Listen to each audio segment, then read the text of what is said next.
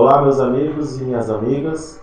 Eu sou o professor Zago, sou professor de matemática e hoje eu vim falar com vocês sobre um assunto que está incomodando muita gente: o crescimento exponencial do número de contaminados pelo coronavírus.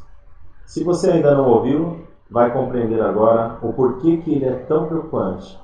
Eu vou explicar de uma forma bem tranquila, bem simples e exemplificada por que esse tipo de crescimento, quando é para algo ruim, como é o que estamos vivenciando aqui do coronavírus, ele é tão preocupante, ok?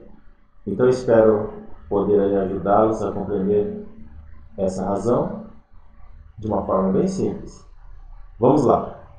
Acompanhe aí dois exemplos que eu preparei só para vocês verificarem que de fato está sendo noticiado na mídia.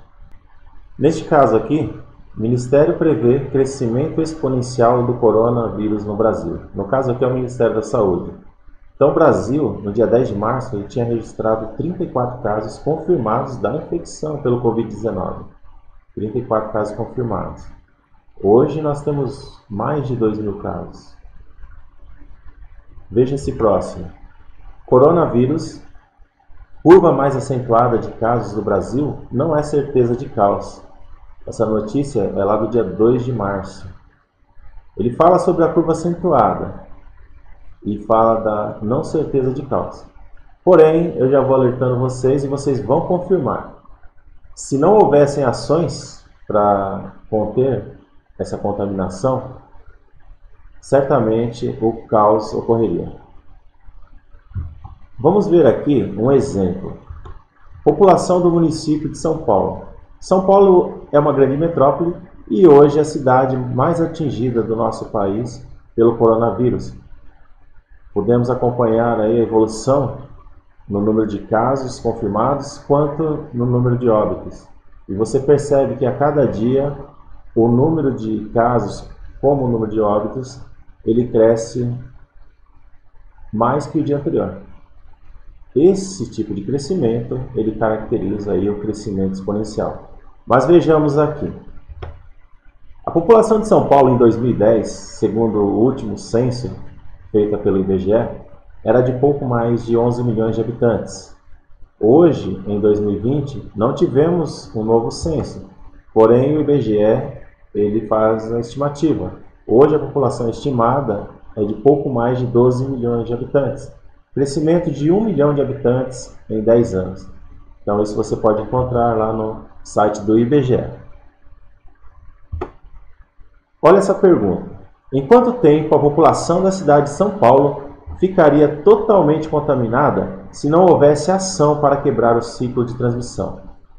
Então eu estou falando de ação. Essa ação ela engloba um monte de outras ações. E a gente já sabe.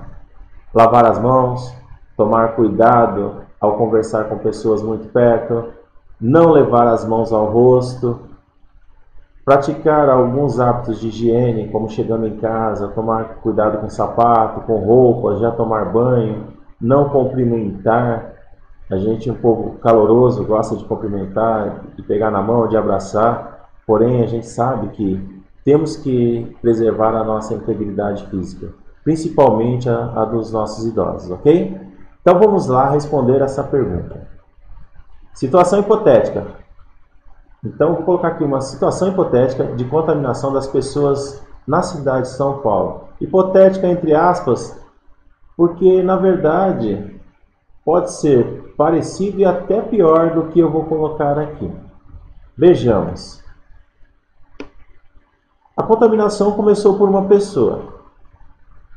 Vamos colocar aqui, lá na China, provavelmente, começou assim também. E vamos considerar que em São Paulo, cada pessoa contaminada, ela vai contaminar outras duas. Aqui eu vou considerar que essa contaminação será já no dia seguinte. Então, vejamos. Uma pessoa vai contaminar duas outras. No segundo dia, então, teremos mais duas pessoas, um total de 3. No terceiro dia, essas duas pessoas contaminadas no dia anterior, vai contaminar mais 2 cada uma, então serão mais 4 pessoas contaminadas. E por sua vez, no quarto dia contaminarão 8 pessoas. E estas, no quinto dia, contaminarão 16 pessoas. E por sua vez, 32 pessoas no sexto dia, 64 pessoas no sétimo dia. A gente começou com uma, já estamos no sétimo dia com 64 contaminados. E no oitavo dia, 128 pessoas. Você pode observar claramente aí que o número de pessoas contaminadas dobra em relação ao dia anterior, ok? Uma outra pergunta aqui, aproveitando a mesma imagem. Qual o total de pessoas contaminadas até determinado dia? E aí eu vou colocar para vocês aqui a fórmula matemática da função exponencial. Qual que é a equação que gera a função exponencial? Vou colocar primeiro a genérica, que é essa daqui. Não precisa se preocupar, não se assuste. Você vai compreender o processo. Eu estou colocando para formalizar. Então, f de x é igual a b elevado a x. Então, f de x é o valor que depende, é o valor dependente. Depende de quem? Do x. Veja que b é a base de uma potência e o x é o expoente. Transformando isso no nosso caso, teremos essa situação aqui. Essa vai ser a fórmula que vai nos dar o número de pessoas contaminadas até determinado dia. Eu vou colocar a fórmula e vou explicar direitinho para vocês.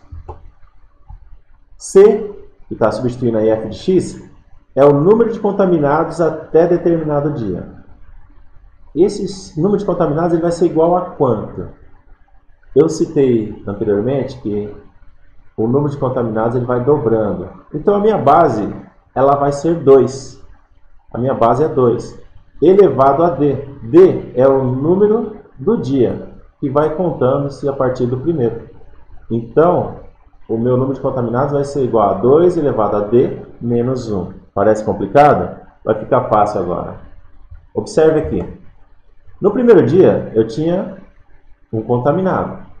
Então, eu só vou pegar a parte do lado direito da minha fórmula, ok? Então, no meu primeiro dia, o número de contaminados seria dado pela seguinte conta aqui. 2 elevado a 1 menos 1.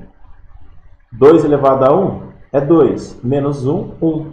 No primeiro dia, ou até o primeiro dia, nós teremos um contaminado. Observe o segundo dia. Até aí, eu tenho já 3. Certo? Então, vai ficar 2 elevado a 2. Esse expoente, lembrando, é o número de dias. Então, no segundo dia vai ficar 2 elevado a 2, que dá 4. Menos 1 dá 3. Pode contar aí 1 no primeiro dia, mais 2 no segundo dia, 3. E juntando o terceiro dia, quantos contaminados temos até aqui? Tínhamos 3. Com mais 4 do terceiro dia, vão ser 7. Então, ficaria 2 elevado a 3, por conta do terceiro dia, menos 1. Dá 2 vezes 2 vezes 2, 8. Menos 1, 7. E assim a gente vai calculando. No quarto dia, 2 elevado a 4 menos 1. No quinto dia, 2 elevado a 5 menos 1. No sexto dia, 2 elevado a 6 menos 1. No sétimo dia, 2 elevado a 7 menos 1. No oitavo dia, 2 elevado a 8 menos 1. Então, a gente pode determinar aí o número de contaminados que teremos em qualquer dia seguinte. E aí eu preparei para responder a pergunta de com quanto tempo a população de São Paulo estaria totalmente contaminada, seguindo o padrão que a gente estabeleceu aqui. Então, observe essa tabela. É uma tabela de potência de base 2, né? Ou seja, lá, 2 elevado a 1, temos aqui, ó, se o meu expoente for 1, o valor que me retornar será 2. Então, 2 elevado a 1 dá 2. Na linha de baixo, 2 elevado a 2 dá 4. Lembrando que para achar o número de contaminados no referido dia, eu subtraio 1. Então, no primeiro dia, 2 elevado a 1 dá 2, subtraio 1, eu vou ter o valor 1, que era aquele contaminado que a gente tem inicial. Observe aqui no 10º dia, olha o que acontece. 2 elevado a 10 dá 1024.